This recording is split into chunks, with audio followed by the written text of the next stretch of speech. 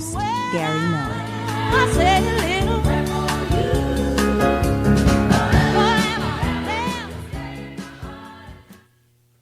Hi everyone, I'm Gary Null. Today you're going to learn about oat seeds can help reverse high cholesterol levels from Damba University in Saudi Arabia and published in the Journal of Medicinal Plant Research.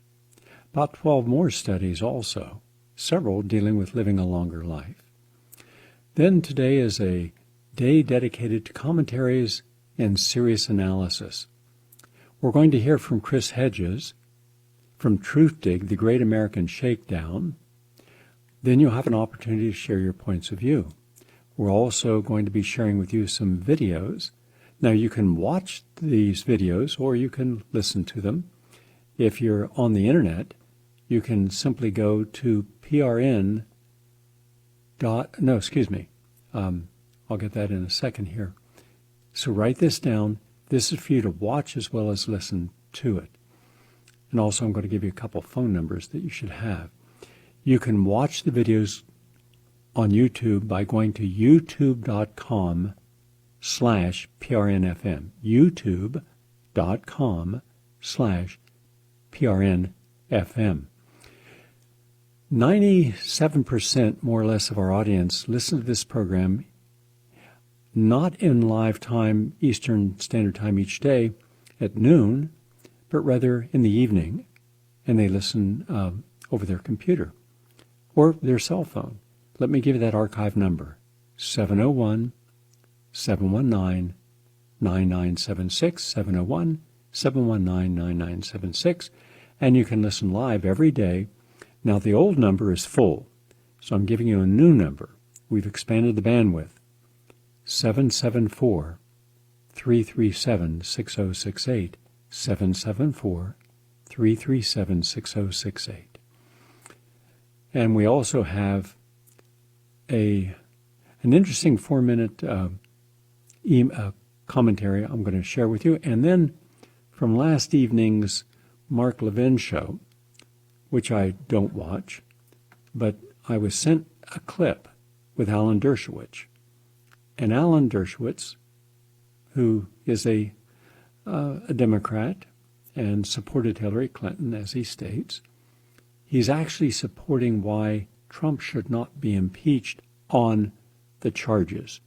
It doesn't mean that Trump shouldn't be impeached. It doesn't mean he's a good president. It doesn't mean, as this audience knows, my feelings about Donald Trump and his administration in its entirety. But I also had the same feelings about Barack Obama and his entire, well, actually it wasn't his cabinet. As we know from WikiLeaks and Julian Assange, the head of Citigroup selected Barack Obama's cabinet. And I didn't support George Bush, and I didn't support Bill Clinton, and I've shared those reasons on multiple occasions. So the question is not about impeaching someone that you don't like, but do they actually have the right reason for impeachment? Because all you see nonstop, 24/7 on all the television, including cable, is that this man should be thrown out of office. All right? So who do you want to take his place? Well, they wanted Hillary Clinton. So this is really about Hillary Clinton. Why would you want Hillary Clinton? Well, because of what she represents to the deep state.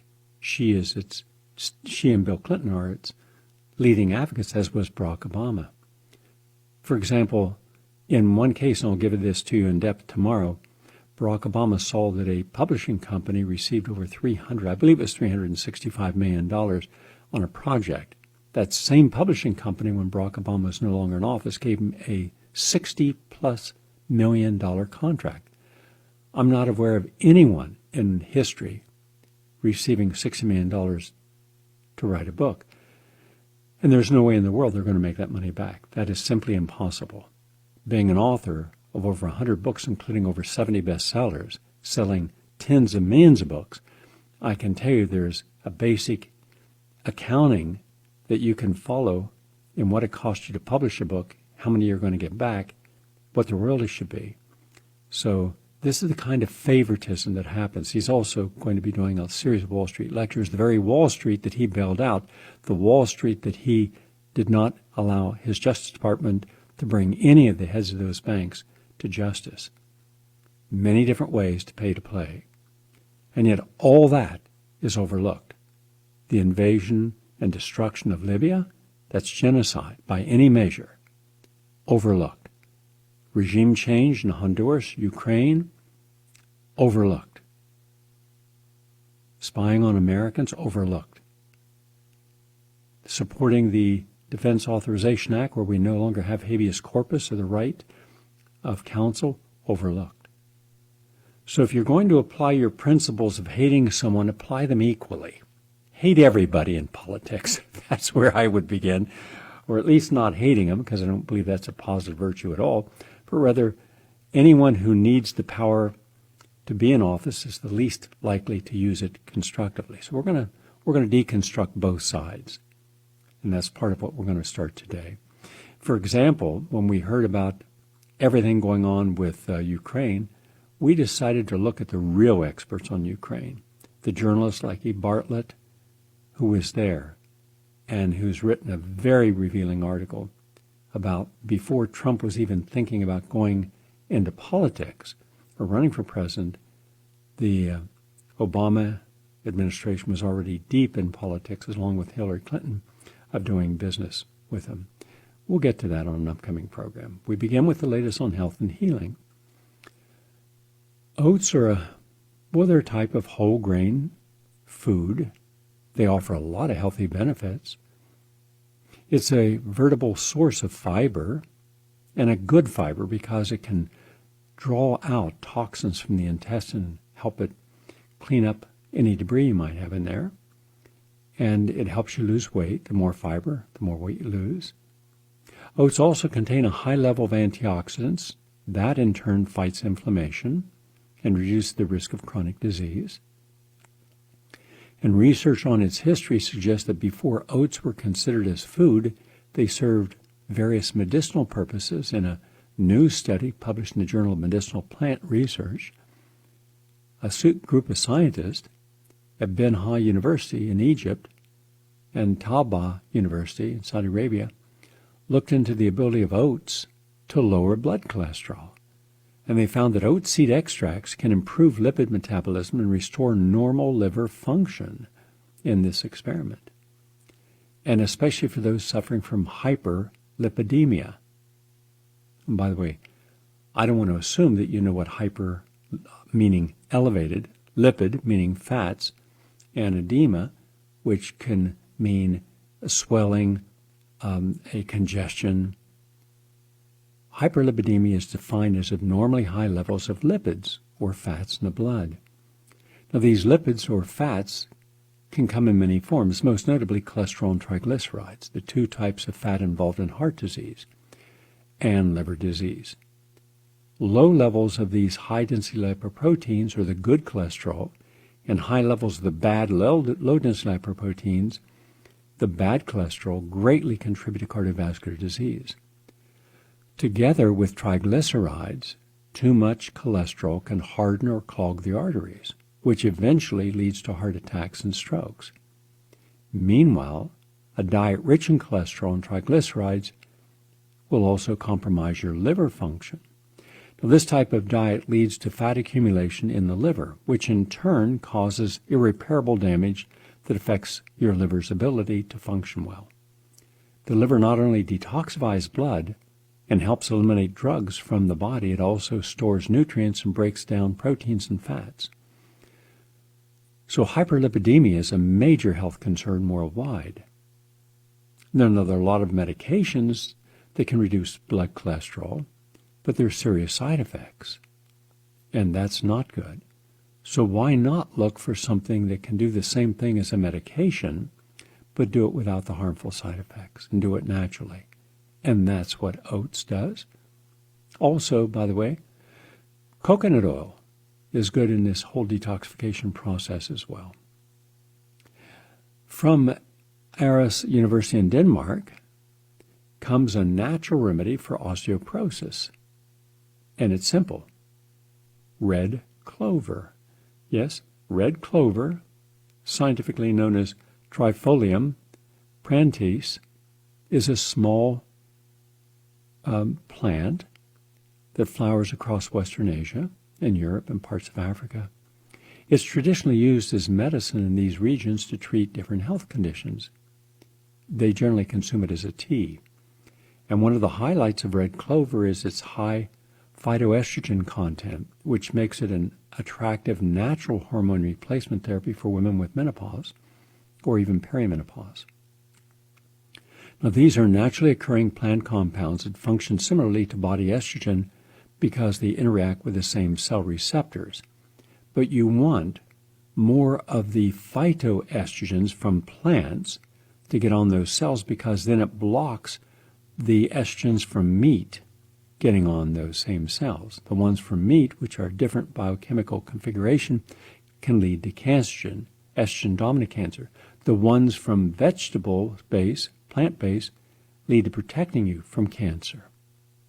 So red clover is used as an excellent supportive therapy for osteoporosis in menopausal women, particularly on its effect on bone mineral density. So researchers from Denmark performed a randomized placebo-controlled trial to investigate the effects of daily consumption of red clover on bone health in healthy menopausal women. Their article was published in the evidence-based Complementary and Alternative Medicine Journal, and they used 150 milligrams of red clover extract daily, where another group was given a placebo. And after 12 weeks, the researchers observed the daily supplement of red clover extract had a positive effect on bone health, and that didn't happen with the placebo group. So, one more thing, one more piece to our health puzzle. From University Hospital in Spain comes a study about women, exercise, and longevity. And what the university says is this: that women who can exercise vigorously are at significantly lower risks of dying from heart disease, cancer, and other causes. The research was just presented at the ECHO, a scientific congress of the European Society of Cardiology. So exercise as much as you can. Fitness protects against death from any cause. That was the takeaway message. Well, you know that exercise is good for your health and longevity, but this is helping additionally all those women who are now no longer being able to help support a full bone structure and bone mineralization. So it's do the exercise, do vigorous exercise, power walk, race walk. That'll help. From Columbia University Medical Center comes a study that ties in with what I've been sharing. In fact, I did 17 lectures on how we get depressed or anxious at the ongoing, and we have another 3 weeks to go to finish 90 days or 3 months. We're finished the first two stages. Now we're in what is called the self-awareness stage. What do I mean? And I'll explain this. Stage 1 is rather intense. It's taking a group of people who may or may not be fully involved in their health, who are over the age of 70, and showing them the type of exercise, the duration of the exercises, in order to test their body, flexibility, strength, endurance, stamina, and range of motion. That's one part, and this is all monitored by nurses and who measure all this. Stage 2 is detoxification.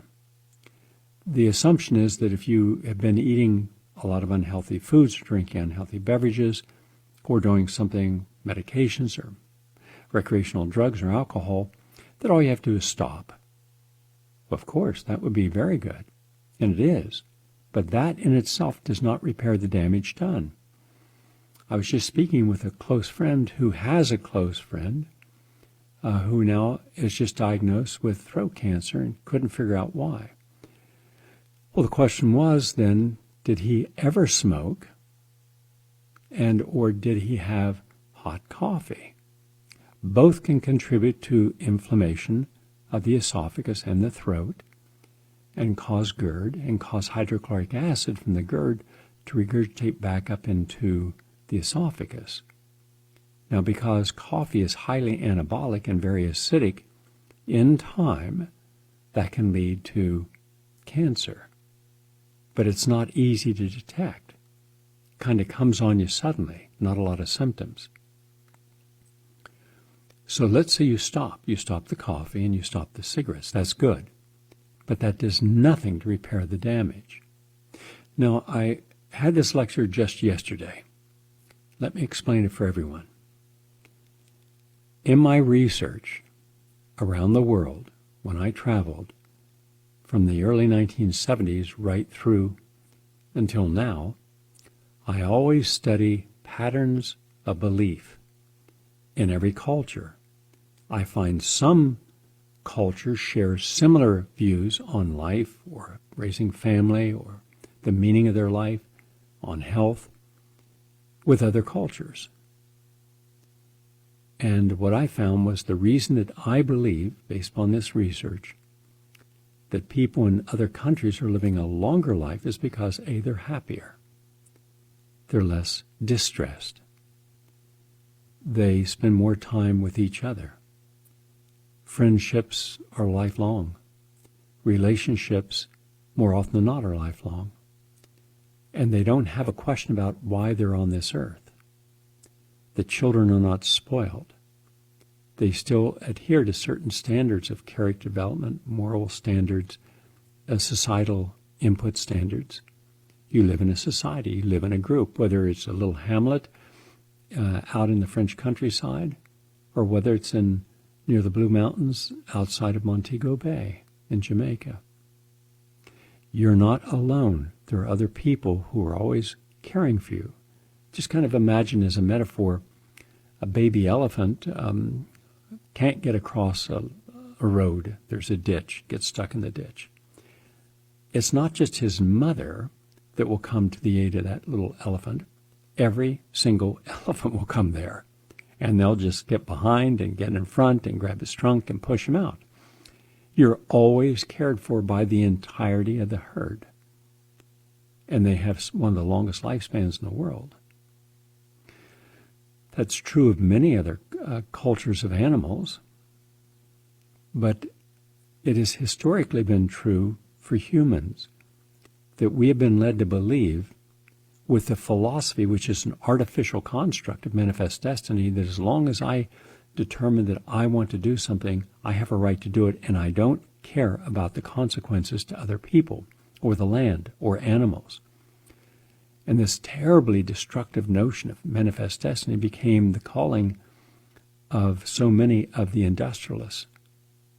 As long as they were creating something that Americans needed, then how they got there was of no one's concern. And today we see our entire world is in crisis because we created that artificial crisis, because we didn't care about the land. So there are cultures that learned that it is better to cooperate than to compete. It does not mean that you cannot grow. It means that what happens if your growth, your process of getting to where you need to go, causes other people to be less in their life. So the highly aggressive dynamic energies are always going to exceed those of the supporter bees of society.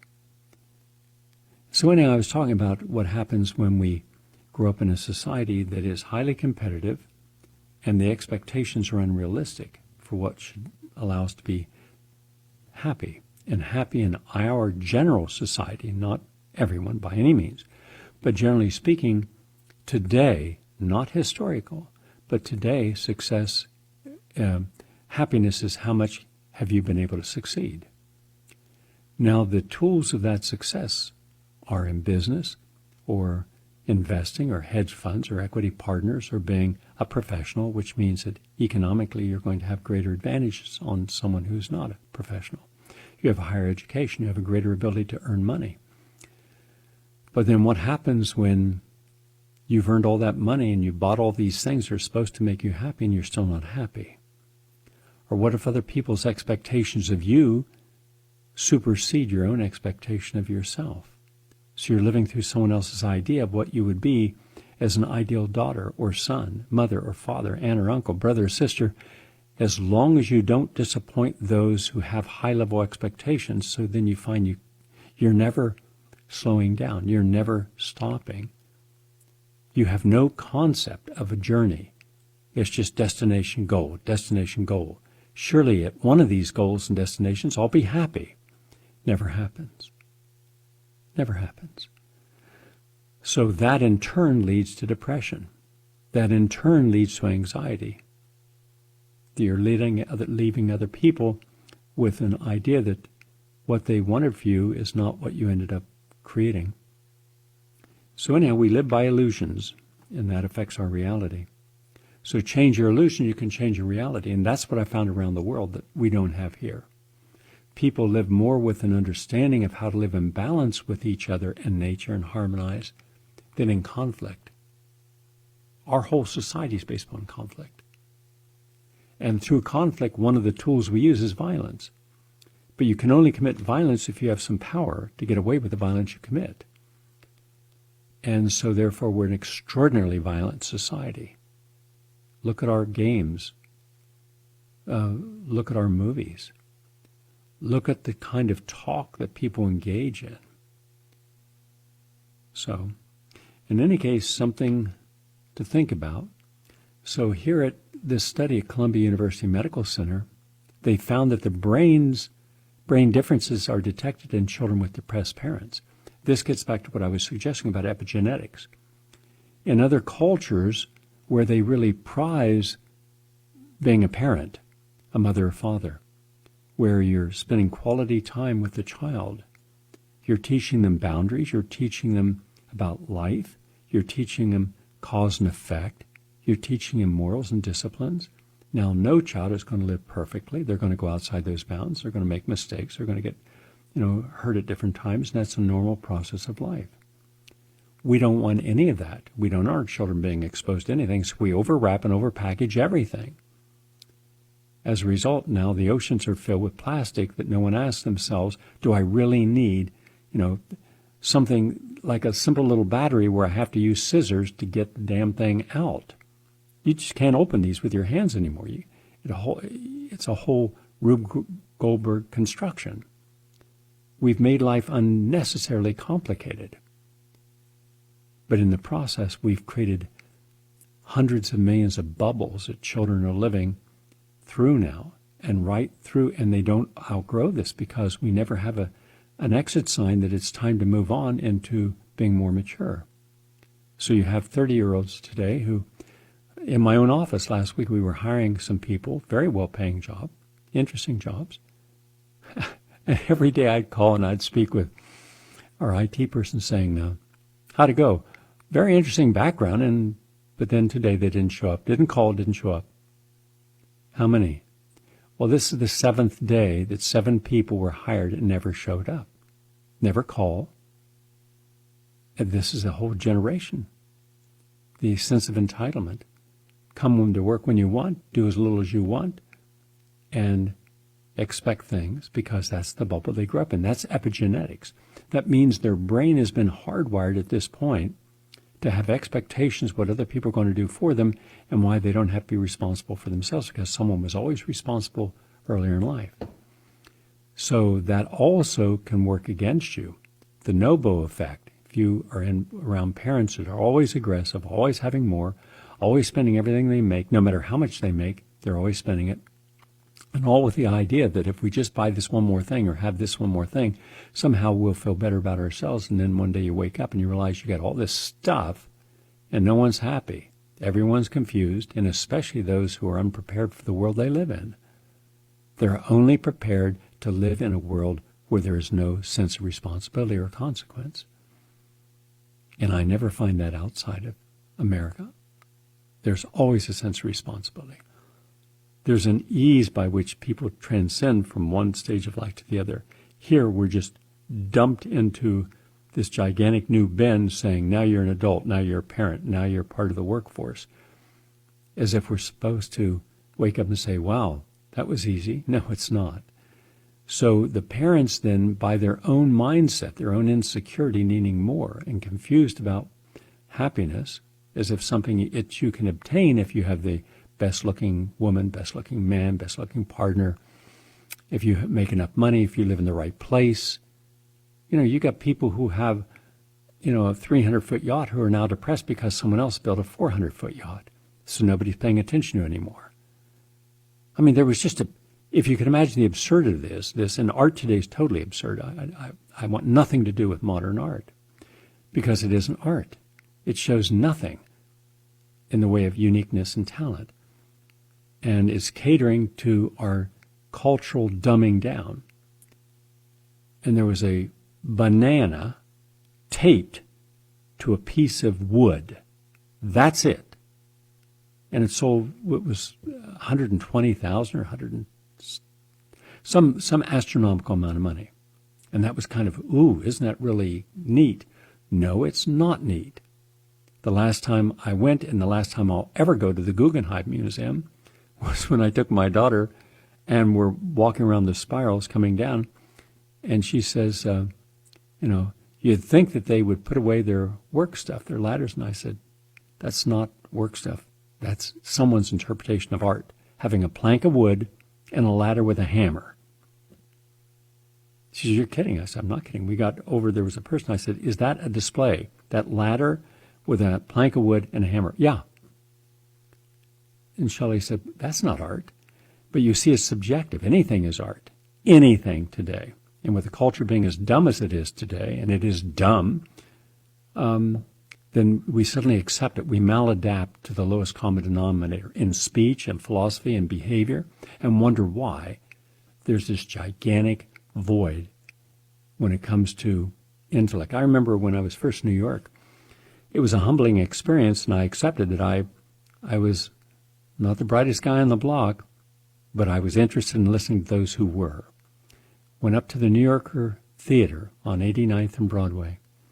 And up on the second floor, beside it was a bookstore, the New Yorker bookstore.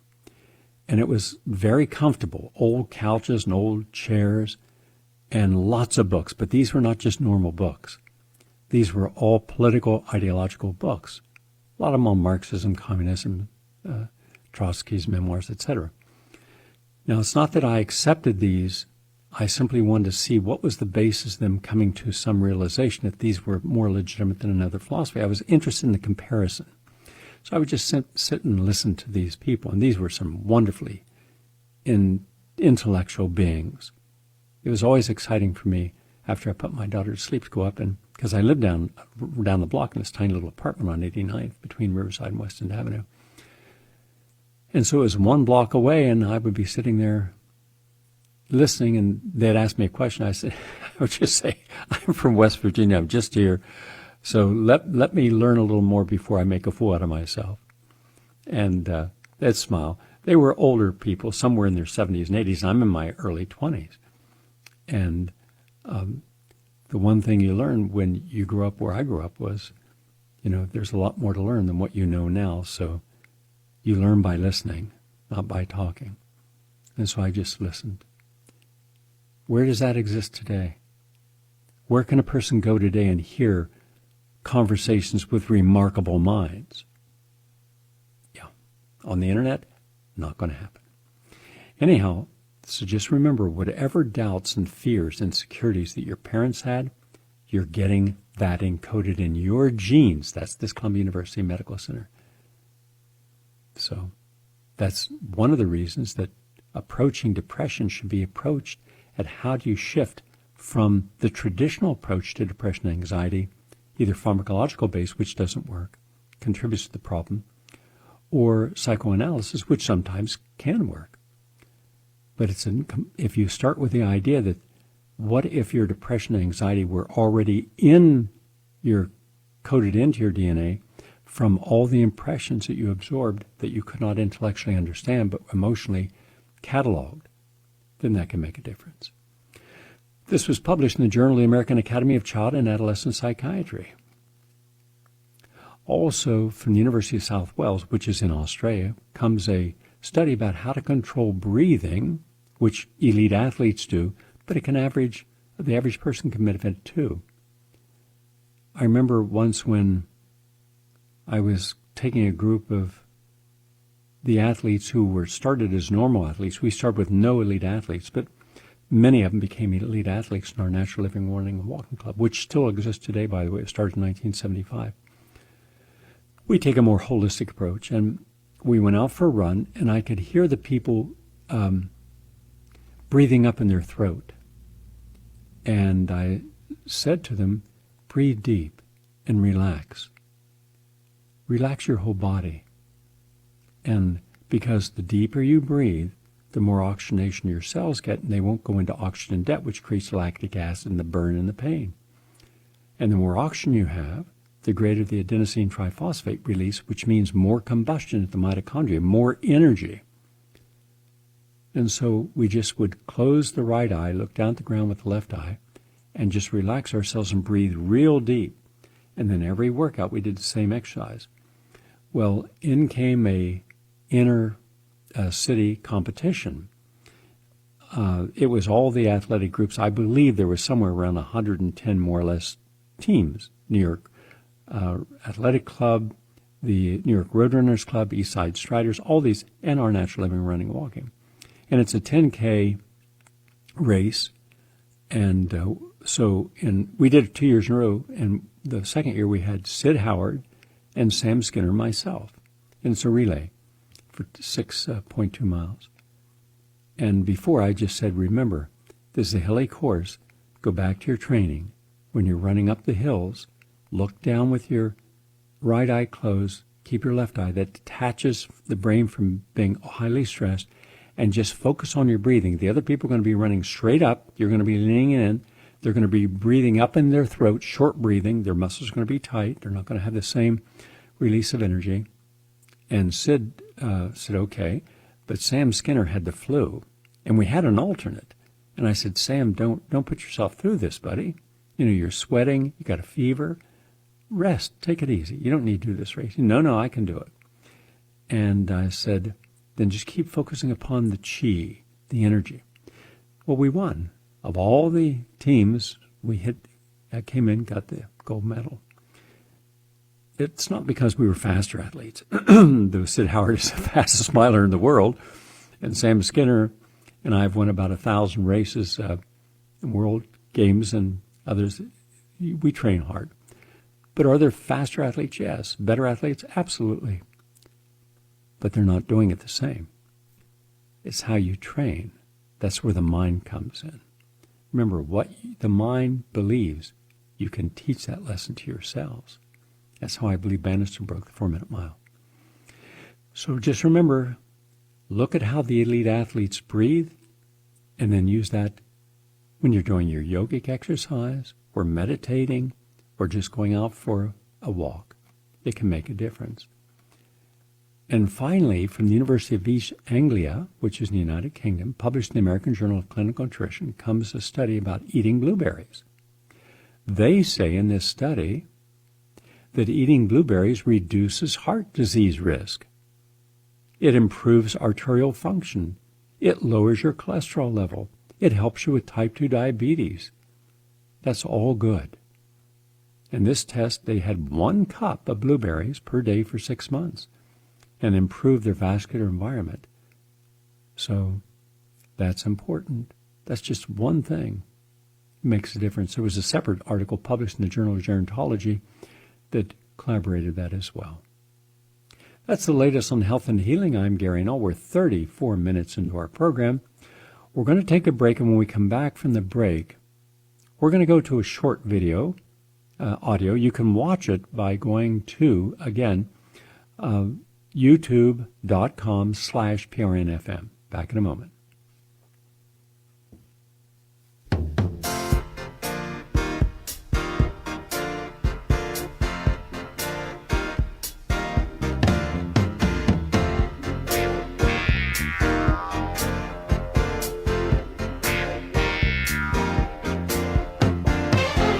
Ever since I met you, seems I can't forget you. There's a scientist. He still works. He's protected under the National Whistleblowers Act.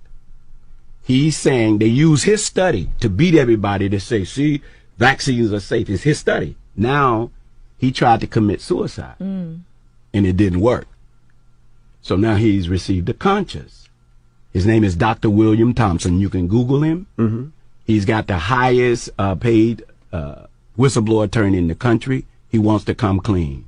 He's now admitting that he lied, that the MMR vaccine does give black boys autism at a rate 240% greater than their white counterparts. He knew it. He said the pharmaceutical industry is so strong and they got so much money. When he showed them that when black boys take this on schedule, it is absolutely toxic and damaging, and it's wiping black boys out, not with just autism, ADHD, ADD, all kind of allergies. So what the pharmaceutical industry is doing is getting a customer for life, because they are the masters of cause and effect. And so when Bobby Kennedy was given this, he went to every nationally owned black leader you know. Not one of them would touch it. Robert Kennedy Jr. was at my home a week or so ago. Kennedy can't get support because the pharmaceuticals have bought off Congress. Did you hear me? He can't get a congressman, a senator, to bring him before Congress and subpoena the whistleblower from CDC because the pharmaceuticals have bought off the Congress. I said, Mr. Kennedy, how formidable are your opposers? He had a chemist there. He had a billionaire there who's a philanthropist. And the billionaire looked at me and said, it's very difficult. I mean, well, CNN, he said, I could get on CNN tonight. He was on Bill Maher's show. But he said, they won't allow me to say this. Say you can say anything else because the pharmaceuticals have bought off the media. Wow. I said, well, what about black preachers? Since it's directed against black males, what are we doing? He said, I'm sorry, they're not responding either. Some of us have been paid off by the pharmaceutical companies. I said, well, what about the Congressional Black Caucus?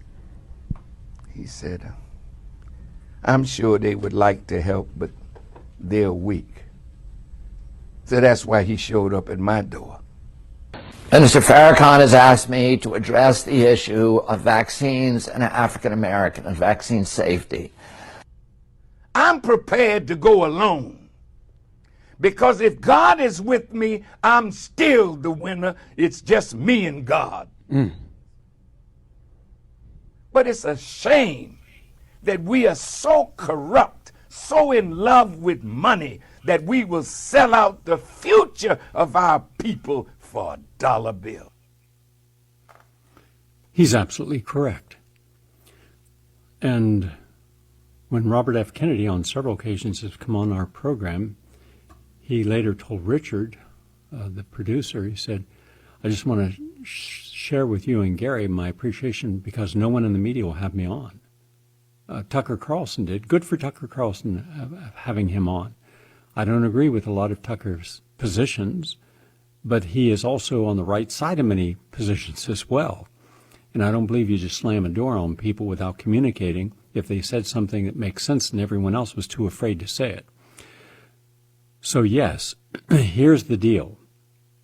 Dr. William Thompson, who was overseeing a project at the CDC, knowingly hid, which is a federal crime, and as was accompanied by all the other scientists going clear up to the top of the CDC, that African-American boys, 36 months and younger, had a 224 to 240% increase in autism spectrum disorder from the MMR vaccine. That's the same, at the same time, they were lying before Congress that there was no study showing any problem with vaccines, because we actually have Colleen Doyle testifying before Congress saying they didn't know about any such studies. Well, they were hiding this. And we would not have known this had it not been for him feeling some guilt in answer to Freedom of Information Act request that he had never done before to a Brian Hooker. And in one of the many conversations they were having about Brian's son, who's a professor out in California University, it happened after vaccines, and then he admitted he did a mea culpa. And that's when Brian began to record their conversations. And all these conversations, which I've heard, in fact, I've used some of these in my film, the latest vaccine film I've done was him admitting they lied. They covered it up. And the fact that they did it against black boys after they did the Tuskegee experiment, well, that's institutional racism. The Black Caucus, mute, not a word. Those who can find anything within the black community to rail against legitimately found nothing they wanted to rail about in this. So it takes Louis Farrakhan, who a lot of people don't like, and it's understandable his language can be extraordinarily incendiary and insensitive, and many consider it racist because of his comments about Jews. But on this issue, he's on the right side of truth. Will anyone in the media pay attention to him because of his reputation? I doubt it.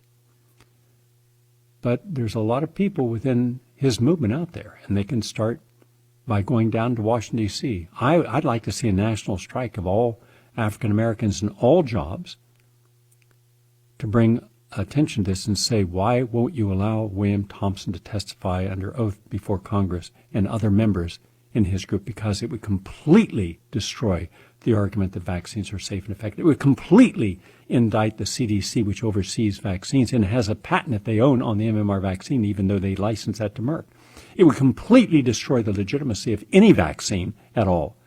It would open up for all the other people who have been damaged by vaccines to come forward and testify, including pediatricians' own children. It would allow those of us like myself who've spent tens of thousands of hours on these issues to come forward and bring thousands of documents from peer-reviewed literature showing that the entire basis of vaccination is a fraud.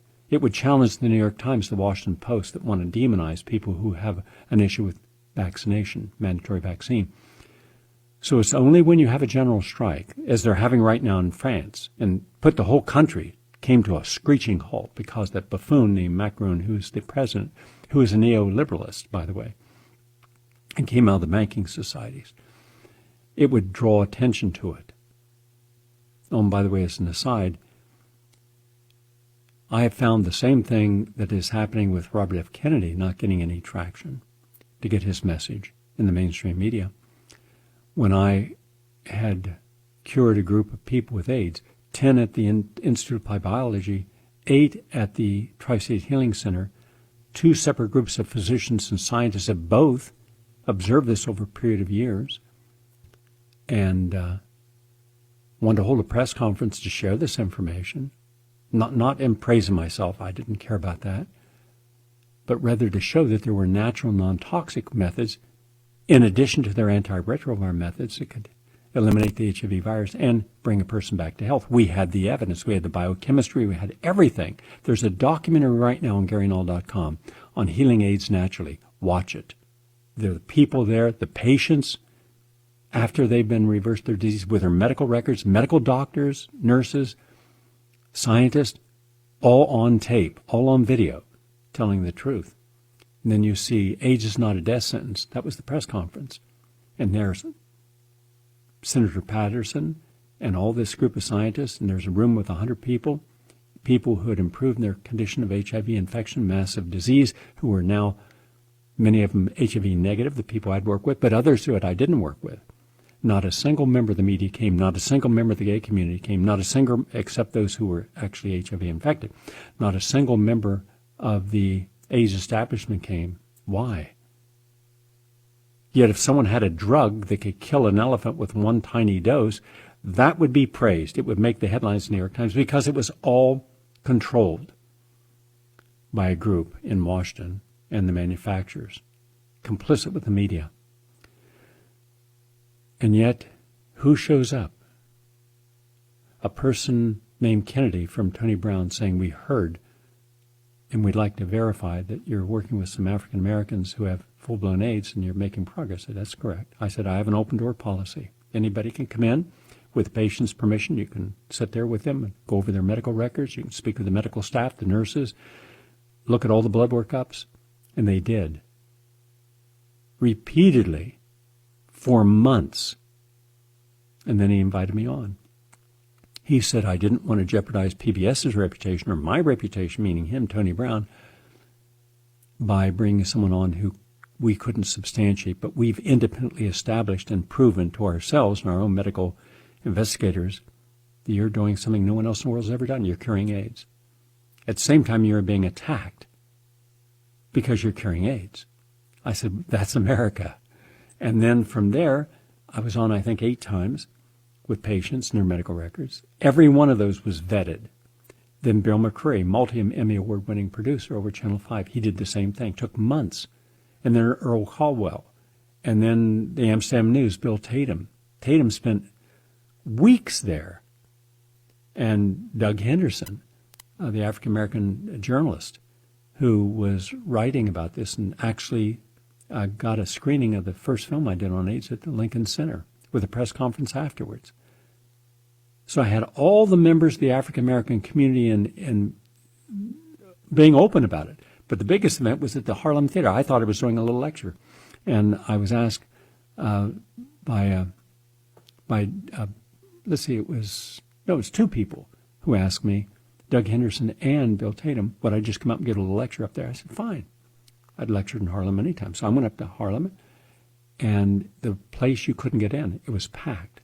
And then I couldn't get up on the stage because the Nation of Islam had this whole group of dozens of African-American doctors getting up and talking about using the Gary Null protocol. I'd never met any of them. Evidently, they just came by the center and would talk with the medical staff and be given the protocols and the patients. At one time, 90% of all the people we were treating, of 1,200 people with AIDS, were African Americans. There were so many people that for 3 straight days we packed the Apollo Theater, and it would have continued being packed, but I had to go on the road. I had commitments in California for lectures. And that wouldn't have happened without the communication within the African American community and through Louis Farrakhan's group. And, they just wanted people to know that the African American community was ahead of the curve when it came to treating AIDS. Not a word of that anywhere in the media. Not a word of that on Wikipedia. So imagine that. Put that in your mind for a second. You cure what diseases that no one's ever cured, ever, not a human being on the planet. You do it easily and repeatedly. It takes about 16 months. And they condemn you for it. That's America. That's journalism. That's the AMA. That's the entirety of the medical industrial complex. And it was only the African American community that stood up for the truth. So now Robert Kennedy, and I told him this story. I says, so Robert, I know what you're going through. I've been there. So if it takes Louis Farrakhan to galvanize his people to do a demonstration in Washington and embarrass the Black Caucus to stop looking at the political weight of doing something for the people, their own people, or doing something to maintain their support from the special pharmaceutical industry, which is the most powerful lobby in Washington, D.C., then so be it. I'm going to hold off my commentaries that I have, which are blistering, for tomorrow, because I wanted to get more of your questions. Now, there's 2 ways you can do it. I answered a bunch of questions the other day. You call in and you can either make a statement, which we're happy to air if it is empowering, and I'll answer your questions. And that number is 862-800-6805, 862-800-6805. Or, if you don't feel comfortable doing that, you can just email us, and Elizabeth will get on and ask me whatever questions you've asked. And she's on right now, so let's go to Elizabeth, standing by, who has read your emails. And Elizabeth, which emails do you have? I'm a gentleman called Howard. He's a medical doctor, And he says for the last 2 years, he has been doing a great deal of research on vaccines, and he feels that it's extremely threatening and career-ending to challenge vaccines if you're a medical doctor. And he's asking, what would you suggest would be a way of honestly addressing the vaccine issue without losing his medical license? Because he was saying that his wife and he have had many discussions over dinner, and they've seen what's been done to other doctors, and he is sincerely filled with fear on how his whole life and family's life could change for the worst. But at the same time, he doesn't want to live as a coward. So he'd really appreciate your insight. I'll give him an example, and this is true for any cause. Let's expand it beyond vaccines. Right now in the United States, if you were to be a medical doctor and you challenged the standard American diet, you would be attacked. And if you challenged fluoride, if you challenged the mercury, silver fillings in your mouth, which 52% of that silver filling is mercury, you'd be attacked. If you challenge how psychiatry treats people with normal life issues as if there's a brain chemical imbalance, when in fact science shows there's no brain chemical imbalance, you'll be attacked. Now, depending upon how threatening your truth is the measure of response they will throw in your direction, from astroturfing, bots, agent provocateurs, and simply lying about you, as they do repeatedly on Wikipedia. You'll suddenly find yourself with a profile that you can't change that demonizes you. So any patient wanting to look up you would suddenly look up, as they do, Deepak Chopra or some of the other doctors, and it's not an honest or positive profile. So then you're going to say, well, I don't want to go there, and you lose patients. But that doesn't mean you can't do something. The question is, how do you do it and still maintain your practice? And what I suggest is the first thing you do is start to communicate with other doctors who have been challenged, like Dr. Sears, for example, and ask them, what did they do to you? At the state board, they try to bring you up on disciplinary charges. Did they engage the mainstream media in attacking you, which they frequently do? And then understand these are legitimate concerns you have. It will be a career ender for a lot of people. For example, I believe it would be a career ender for Robert F. Kennedy. Now, he's a Kennedy, and I believe that he is the beneficiary of his family trust, so I don't believe we have to worry about where he's going to get his next meal. But if you're a normal attorney and you take on the wrong people, they have 100 ways of getting back at you, as does the deep state. So what would I do? I would set up a group of anonymous physicians telling the truth about vaccination, and then get a whole article about your experience and the science, and cite the actual peer-reviewed science that they haven't been looking in the right place. They haven't looked in toxicology, that there's not a single study showing a single ingredient in any vaccine ever to be safe. To the contrary, there are multiple toxicants in these vaccines, and share that with other doctors. Now, there are multiple doctor websites, so if you really were diligent and you got someone who understood internet marketing, within 3 to 6 months, you might have 10, 20, 30,000 other physicians who are also concerned. And then you have a section saying, my primary concern about vaccines, blank, blank, blank, and let them fill in that blank. And then for those doctors who believe that you're wrong, say, if you believe I am wrong, show me where I'm wrong. Lay out your argument of showing where my argument is deficient. And then they have a chance to do that. And then you'll see that you can respond to them by deconstructing the fallacy within their argument, or learning from their challenge if they're correct. Either way, you're getting your message out, and other doctors are now joining in. And with that, within a year, you could have a group large enough that you could then bring that in a form of articles and submit those articles, not as scientific articles, rather as opinion articles to different scientific and medical journals, and also see someone who's willing to come out of their anonymous position to debate on behalf of all the anonymous physicians. That's how I would approach it. Okay? Thank you, Elizabeth. We're out of time today, but I look forward to sharing more and answering more people's questions on tomorrow's program. Tomorrow, I'm going to have a commentary that I was up yesterday writing, and it's a powerful one. Also, Chris Hedges' commentary. Also, deconstructing, is the impeachment proceedings biased? Is it wrong? That's separate and should not be conflated. Do you like Donald Trump? You can hate Donald Trump and everything he stands for, and you could be right. But that does not mean that that is what he should be. He shouldn't be impeached just because we don't like someone. And what if he has done things that are impeachable, but so too did other presidents, including Barack Obama, and you chose not to go open that door, because then his supporters would open up the fact that why is it okay to impeach him on this when you didn't impeach Obama? So there's a strategy to their to what they're doing, but it could end up working against them and end up causing Trump to be elected another time. So we're going to dissect this because we don't support either party.